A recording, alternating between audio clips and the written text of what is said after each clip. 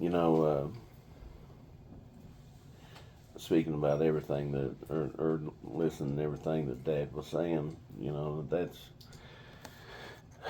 that's definitely been my experience because it's still dumbfounding that I'm here. Um, I, I'm surprised I'm still alive, quite frankly, but to be blessed in the position that I have been, um, it's humbling. So I was wanting to just shortly today look at John 5.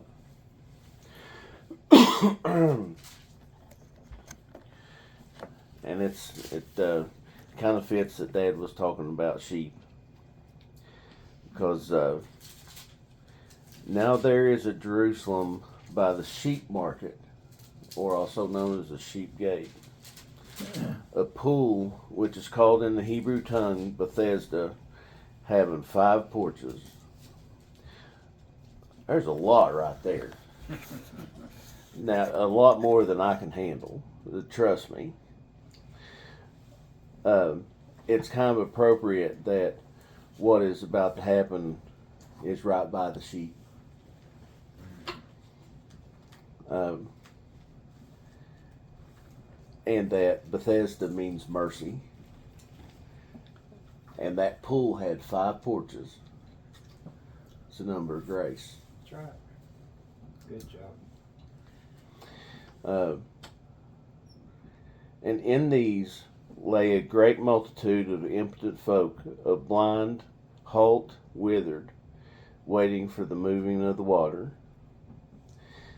That's kind of a good picture of what Israel was at the time. Stagnant, just sitting around waiting for something to happen.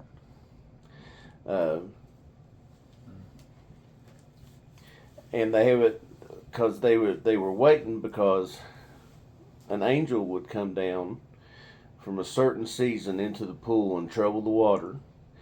And whosoever then first after the troubling of the water stepped in was made whole of whatever disease he had. You know, that's kind of a liking to how many people think that if you get immersed, everything's going to be fine. You know, that baptism's going to be the answer. That the baptism's going to wash everything away. And it's going to make me whole. I'm going to walk out of that pool feeling whole. That's empty hope. And a certain man, not just anybody random, there was a certain man, because there was a multitude there. But Christ only had his eye on one person. And that's all he cared about. And he had an infirmity of 38 years. That is the exact length of time that the Israelites wandered in the wilderness after being put under the law at Sinai. Kind of a parallel there. He was under the law. That same the infirmity, and how much I guess what I'm trying to get at is how likened the law is to us as an infirmity. How it convicts us. Mm-hmm. You know, how it's what's called our teacher. You know, as Paul said, sin revived and I died. You know, the law. That how many churches are you going to go to, and they're going to talk about, well, if you just follow the 10 Commandments, you just follow the law. Well, I'm sorry, but I probably break at least one commandment before I get out of bed. How do they? I don't understand the level of delusion and lie that you have to believe that you're living up to the perfect standards set out by our Creator. There was only one that could follow that law, and it sure wasn't any of us.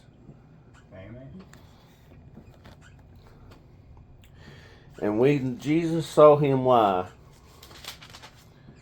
and knew that he had been now a long time in that case, he said unto him, Wilt thou be made whole?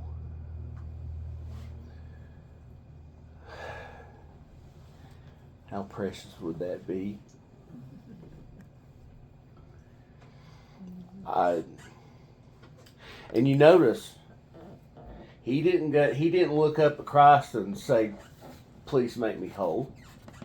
He didn't look at Christ and say, please fix me. Christ said, do you want to be whole? He always makes the first move. Amen. He's the one that does it. Just as like your two births, you have nothing to do with it. Just as all things spiritual, you have nothing to do with it unless it's handed to you. You know, where we were at the meeting, we spoke about being in the sheepfold. And the thing of it is when you're in that fold, you have nothing unless it's given to you. You don't have food, you don't have water, you don't have clothing, you don't have comfort, you don't have anything unless it's given to you. And the impotent man answered him, Sir, I have no man, when the water is troubled, to put me into the pool, but while I am coming, another steppeth down before me. Wonder how many people think that right there means that you need a preacher.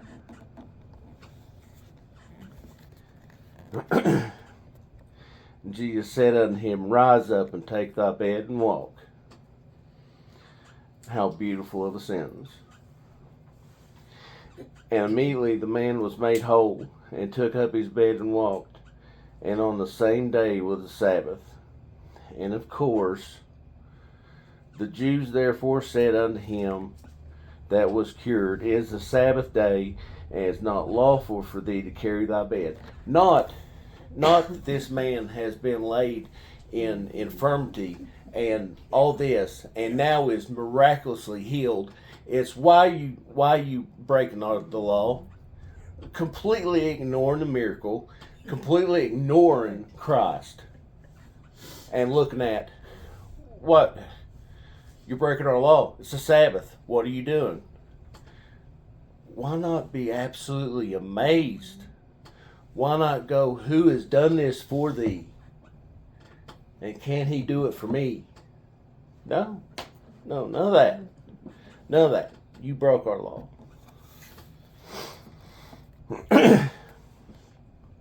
They didn't ask him, What man is that said unto thee, Take up thy bed and walk? And he that was healed was not who it was, wist not who it was, for Jesus had conveyed himself away, and a multitude be in that place. He didn't stick around for admiration. He did his work. He did exactly what he was sent to do. Excuse me. And afterwards, Jesus found him in the temple and said unto him, Behold, thou art made whole. Sin no more, lest the worst thing come to thee. Now, listen. He sinned that day. It's not that he didn't. And it's not that, because I'm sure some would preach that you can lose your salvation. You know, once you've been made whole, no, you can get sick again. You can lose and go back to your infirmity. No, that's not what it is. It's saying you are now under the chastisement of your Father. It doesn't mean that you're losing your salvation. It doesn't mean you're dying. But it's just as Song 6, or the number 6 talks about his rod. That's exactly what it is.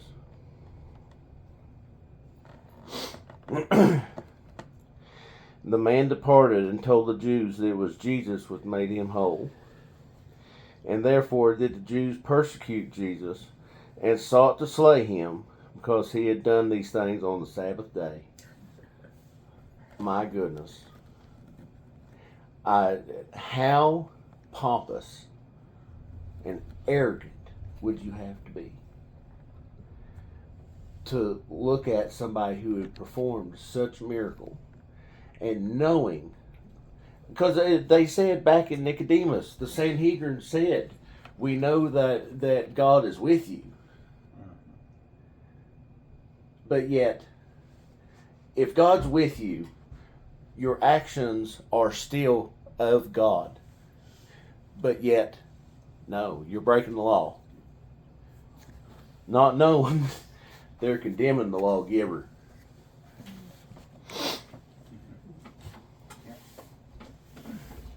But Jesus answered them, my Father worketh hereto, and I work. Because he does what he's sent to do. Therefore the Jews sought to kill him, because he not only broken the Sabbath, but also said that God was his Father, making himself equal with God. Then Jesus answered and said, verily, verily, which that means unto truth, like we said, I say unto you, the Son can do nothing of himself, but what he seeth the Father do. For what things whatsoever he doeth, these also doeth the Son likewise. For the Father loveth the Son, and showeth all things that himself doeth, and and he will show him greater works than those that ye may marvel. I guess words are hard today.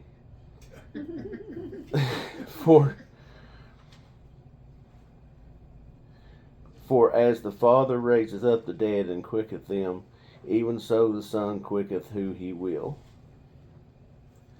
For the Father judgeth no man, but hath committed all judgment unto the Son, that all men should honor the Son, even as they honor the Father. He that honoreth not the Son honoreth not the Father, which hath sent thee. Verily, verily, I say unto you, he that heareth my word, and belief on him sent me, hath everlasting life. See, he's saying the word, it's not saying the word's given everlasting life.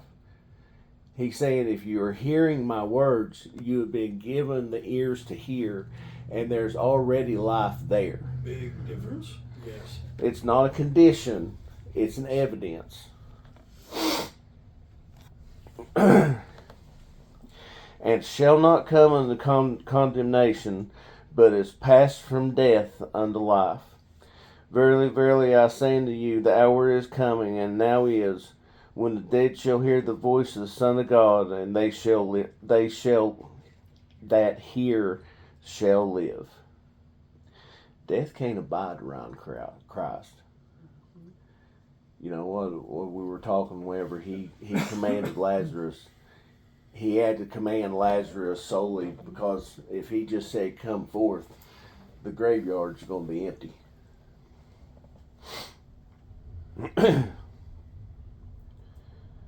For as the Father hath life in himself, so hath he given to the Son to have life in himself, and hath given him authority to execute judgment also, because he is the Son of Man. And I tell you what, it's kind of left me because the only thing I'm doing is reading, so I'm going to finish right there.